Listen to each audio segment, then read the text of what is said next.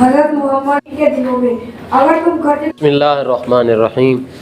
اخوت اور بھائی چارگی، بھائی چارہ اور اخوت ایک ہی ہے۔ قرآن پاک میں بھی اس کو اللہ تعالیٰ نے ارشاد فرمایا اور حدیث مبارکہ میں بھی اس کی بڑی جگہ پر جو ہے نا جی آئی ہے تلقین۔ اور مسلمان کی نشانی یہی ہے کہ وہ جو اپنے لیے پسند کرے وہی اپنے بھائی کے لیے پسند کرے، جو اپنے لیے اچھا سمجھتا ہے وہی اپنے بھائی کے لیے اچھا سمجھے۔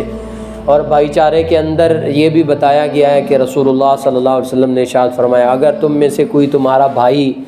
مشورہ مانگے آ کر کے کسی چیز کے بارے میں تو آپ اس کو اپنے جیسا، یعنی اگر آپ وہ کام خود کرنا چاہتے تو آپ اس کے لیے کیسی جو ہے نا جی تدابیر اختیار کرتے، آپ اس کو ویسا ہی مشورہ دو، کیونکہ وہ آپ کا بھائی ہے، وہ آپ کا ہم جماعت ہے، وہ آپ کا دوست ہے،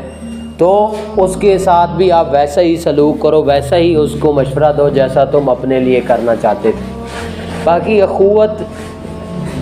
یہ مسلمان کی نشانی ہے کہ جو اپنے لیے پسند کرے وہی اپنے بھائی کے لیے پسند کرے۔ لیکن صحابہ کرام نے اور قرآن پاک میں مسلمانوں نے اس کے لیے جو ہے نا جی بہت زیادہ، اب اللہ کے نبی صلی اللہ علیہ وسلم نے صحابہ کرام کو اس طرح بھائی چارے کا درس دیا کہ صحابہ جو ایک وقت تھا کہ اونٹ کے یا بیل کے پہلے پانی پینے کے اوپر کئی سال تک ان کی لڑائیاں چلتی رہتی کہ آپ، میرے بیل کی باری تھی، میرے اونٹ کی باری تھی، میرے گھوڑے کی باری تھی پانی پینے کی پہلے،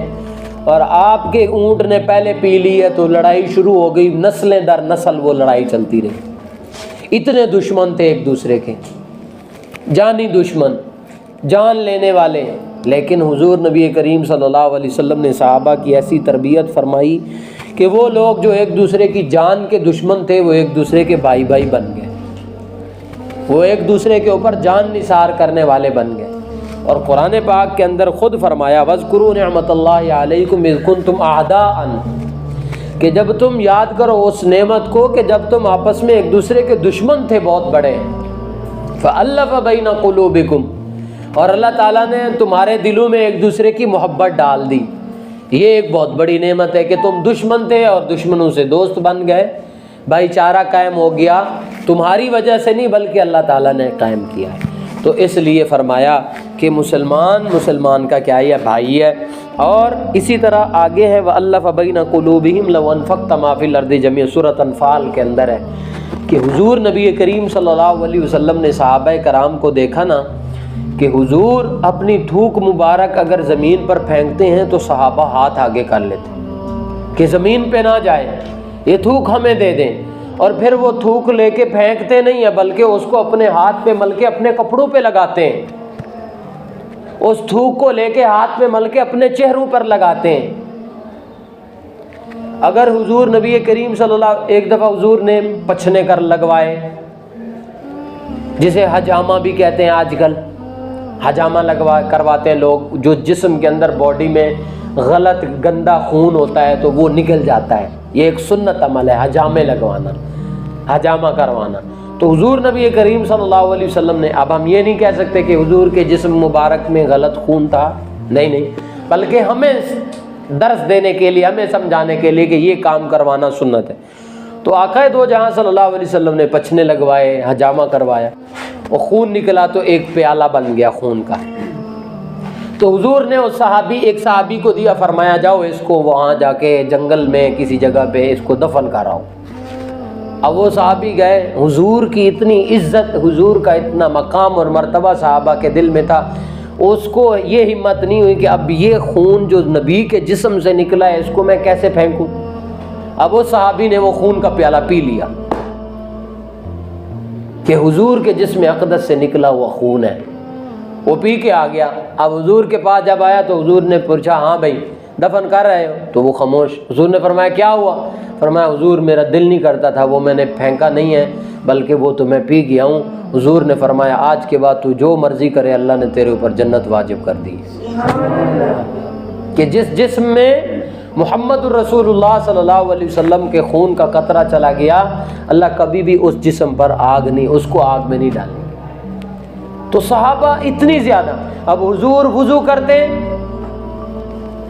تو صحابہ حضور کے وضو کرنے کے بعد بھی جو ہے نا جی کیا کرتے تھے، وہ نیچے ہاتھ لے کے کھڑے ہوتے تھے، حضور منہ پہ پانی پھینکتے، صحابہ لڑتے ایک دوسرے سے، ہاتھ آگے کرتے کہ کوئی پانی کا قطرہ ہمارے ہاتھ پہ بھی لگ جائے۔ عروہ ابن مسعود کے چچا جو ابھی مسلمان نہیں ہوئے تھے، صلح حدیبیہ کے موقع پہ جب حضور 1400 صحابہ کرام کو لے کر کے وہاں پہنچے حدیبیہ کے مقام پر،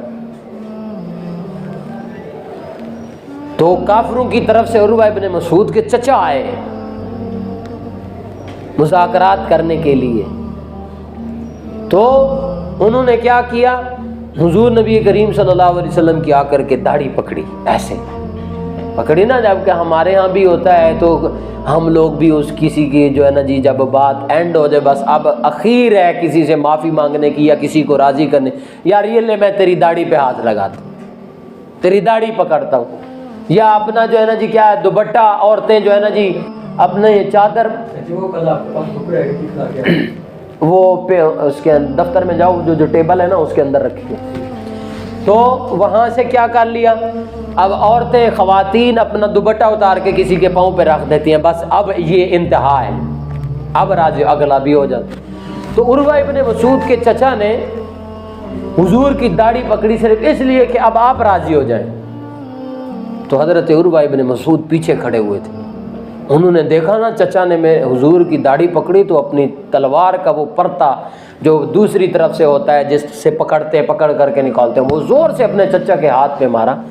بدبخت تیری جرت کیسے ہوئی ہمارے نبی کی داڑھی کو ہاتھ لگا۔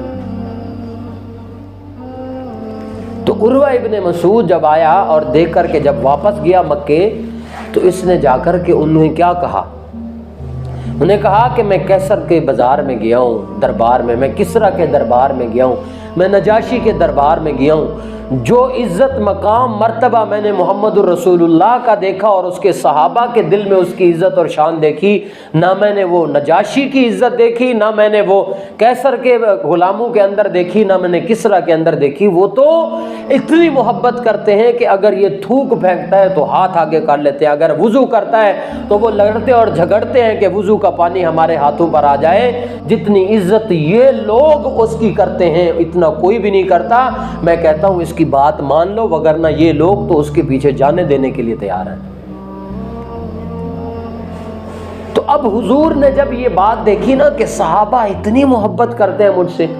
تو حضور کے دل میں آیا کہ دیکھیں یہ کتنی محبت کرتے ہیں۔ تو اللہ تعالیٰ نے فوراً سورہ انفال کی آیت اتاری، وَأَلَّفَ بَيْنَ قُلُوبِهِمْ وَلَوْ أَنفَقْتَ مَا فِي الْأَرْضِ جَمِيعًا مَا أَلَّفْتَ بَيْنَ قُلُوبِهِمْ۔ اے نبی، یہ جو صحابہ آپ دیکھ رہے ہیں نا، آپ سے محبت کر رہے ہیں، یہ محبت آپ کی وجہ سے نہیں ہے، یہ محبت ان کے دل میں آپ کے لیے ہم نے ڈالی کہ یہ آج آپ کے اوپر جان دینے کے لیے تیار ہے، یہ محبت ہم نے ڈالی ہے۔ اگر آپ کائنات کی زمین و آسمان کی چیزیں بھی بیچ کر ان کو دے دیتے اور کہتے جو محبت اب کرتے ہو وہ کرو، تو وہ کبھی بھی پیدا نہ ہو سکتی۔ یہ جو ان کے دل میں محبت ہے وہ ہم نے ڈالی ہے۔ تو یہ آپس میں ایک دوسرے کے دشمن ہوتے تھے، لیکن حضور نے اور اللہ تعالیٰ نے ان کے دلوں میں ایسے ان کے دلوں کو پھیرا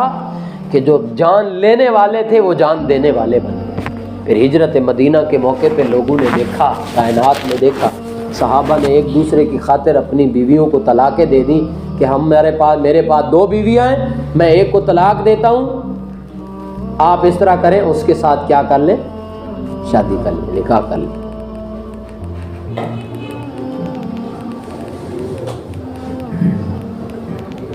تو اور اسی طرح قرآن پاک میں ایک اور مقام پر بھی آیا، انما المؤمنون اخوۃ، کہ صحابہ کرام رضی اللہ تعالیٰ عنہ مجمعین کے بارے میں اللہ تعالیٰ نے ارشاد فرمایا کہ صحابہ کرام آپس میں ایک دوسرے کے کیا ہیں، بھائی بھائی ہیں۔ پڑھیں جی، جو تھا نا کہ صحابہ کرام بس کہتے تھے ہمیں بازار کا راستہ دکھا دیں، یہ حضرت عبد الرحمن ابن عوف کے بارے میں۔ حضرت عبد الرحمن ابن عوف کو جب حضور نبی کریم صلی اللہ علیہ وسلم گئے تو صحابہ کرام کا کیا بنایا، آپس میں بھائی چارہ قائم کروایا کہ یہ میرا تیرا بھائی ہے، یہ تیرا بھائی ہے۔ تو حضرت عبد الرحمن ابن عوف کو جس کے ساتھ بھائی بنایا تو وہ مدینے کا بہت بڑا تاجر تھے وہ صحابی، لیکن عبد الرحمن ابن عوف کو انہوں نے کہا کہ یہ آپ لے لے، آدھا میرا مال آپ لے لیں۔ تو حضرت عبد الرحمن ابن عوف نے فرمایا مجھے کچھ بھی نہ چاہیے، بس آپ مجھے بازار کا راستہ بتا دیں، پھر میں جانوں اور میرا کام جانے۔ اور پھر ایک وقت آیا حضرت عبد الرحمن ابن عوف کے انتقال کے بعد، دنیا سے جانے کے بعد، حضرت عبد الرحمن ابن عوف کے پاس مال اتنا تھا کہ 6 مہینے تک حضرت عبد الرحمن ابن عوف کا مال تقسیم ہوتا رہا، اور مکہ سے خالی ہاتھ آئے تھے، مدینے میں اتنے بڑے جو ہے نا جی امیر ترین انسان بن گئے تھے۔ اور کل بھی آپ کو بتایا تھا کہ اکیلے عبد الرحمن ابن عوف نے 30,000 غلاموں کو خرید کر کے آزاد کروایا تھا، اتنا اللہ تعالیٰ نے ان کو مال دیا تھا۔ جی مساوات، برابری، جس کے ساتھ بھی آپ نے کوئی بھی معاملہ کرنا ہے برابری اختیار کرنی ہے، قانون سب کے لیے ایک جیسا ہے۔ اور حضور نبی کریم صلی اللہ علیہ وسلم اپنے ہر معاملے میں برابری رکھتے تھے۔ حضور نے اگر اپنے بیٹھنے کی جگہ بنائی تو حضور نے وہاں نہیں بنائی کہ اپنے لیے کوئی بڑا وہ نہیں رکھا، تخت نہیں رکھا، کوئی ممبر نہیں رکھا کہ حضور اس پہ بیٹھتے ہوں اور صحابہ نیچے بیٹھتے ہوں، یا ابو بکر اور عمر آگے بیٹھتے ہوں اور بلال اور سلمان فارسی پیچھے بیٹھتے ہوں کہ یہ غلام تھے۔ نہیں، بلکہ جہاں کائنات کے شاہ جہاں حضرت محمد مصطفیٰ صلی اللہ علیہ وسلم بیٹھتے تھے وہیں بلال بھی بیٹھتے تھے، وہیں صہیب رومی بھی بیٹھتے تھے، وہیں سلمان فارسی بھی بیٹھتے تھے، وہیں سارے غلام بیٹھتے تھے، سب مل جل کر کے بیٹھتے تھے۔ اور یہ حضور کو خود اللہ تعالیٰ نے بھی تلقین فرمائی تھی کہ ایک مرتبہ حضور نبی کریم صلی اللہ علیہ وسلم کچھ کافر آئے ہوئے تھے، حضور ان کو دیکھ رہے تھے، تو آپ کے ایک صحابی نبینا صحابی حضرت عبداللہ ابن ام مکتوم، نبینا صحابی، تو انہیں پتہ ہی نہیں تھا کہ حضور کسی سے بات کر رہے ہیں، وہ آئے تو دور سے پوچھنے لگے کہ حضور میری طرف دیکھیں میرے مسئلے کو۔ اب حضور صلی اللہ علیہ وسلم نے فرمایا یہ لوگ آئے ہوئے ہیں، آج ان کو آج دعوت دے دیتا ہوں، دین کی طرف بلا لیتا ہوں، یہ تو میرے اپنے صحابی ہیں، ان کو تو بعد میں بھی میں دیکھ لوں گا۔ حضور نے ان کی طرف توجہ نہیں دی، تو اللہ تعالیٰ نے فوراً قرآن کی ایک پوری سورت اتاری، فرمایا یہ جو آپ نے کام کیا نا، آج کے بعد مجھے یہ کام نہیں ہونا نظر آنا چاہیے، ہمیں نہیں چاہیے کافروں کی کوئی بات، جو آپ کے پاس آتا ہے نا اس کی سنیں پہلے۔